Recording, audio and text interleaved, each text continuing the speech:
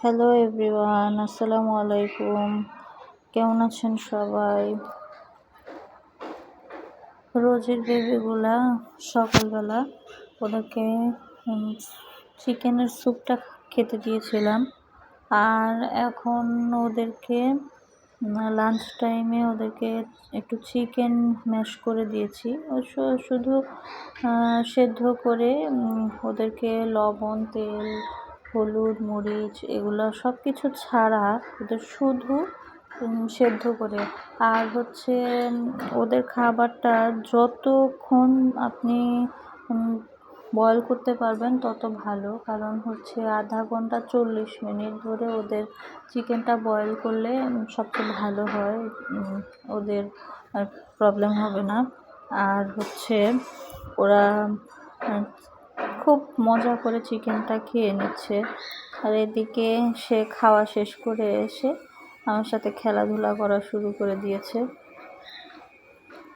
ওদের সবগুলারই ব্লু আইস হয়েছে। ওর মায়ের মতো, রোজির মতো দেখতে হয়েছে।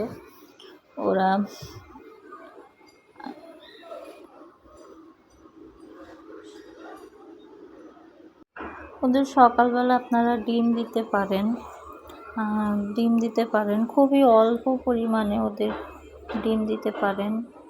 আর হচ্ছে ওরা মায়ের দুধ তো খাচ্ছেই, ওরা 2 মাস পর্যন্ত মায়ের দুধ খাবে। সাথে ওরা একটু অল্প অল্প করে সলিড খাবার খাচ্ছে। ওদেরকে ক্যাট ফুড এখন দেওয়া যাবে না। ক্যাট ফুড, ওরা খুবই ছোট, এখন ওদের ক্যাট ফুড দেওয়া যাবে না। আর ক্যাট ফুডটা না দেওয়াটাই ভালো আমি মনে করি, কারণ ওদের ক্যাট ফুড খেতে দিলে ওদের এই ক্যাট ফুডের অভ্যাস হয়ে যাবে। তখন আর খাবারটা ওরা ভালো করে খেতে চাবে না। ওদের আস্তে আস্তে এক একটা জিনিস দিয়ে ওদেরকে টেস্ট করাচ্ছি, ওদের স্বাদটা ওদেরকে দিচ্ছি, যাতে ওরা এই খাবারটাতে ওরা অভ্যস্ত হয়। সকালবেলা ডিম দিচ্ছি, তারপরে চিকেন স্যুপটা দিচ্ছি, কলিজা দিচ্ছি, তারপরে আপনার চিকেন দিচ্ছি, মিষ্টি কুমড়া দিচ্ছি, গাজর দিচ্ছি।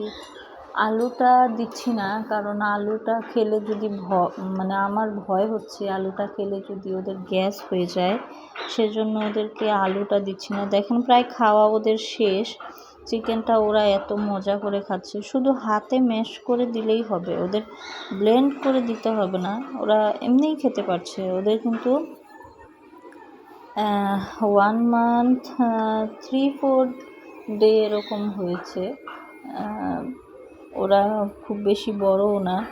ওদের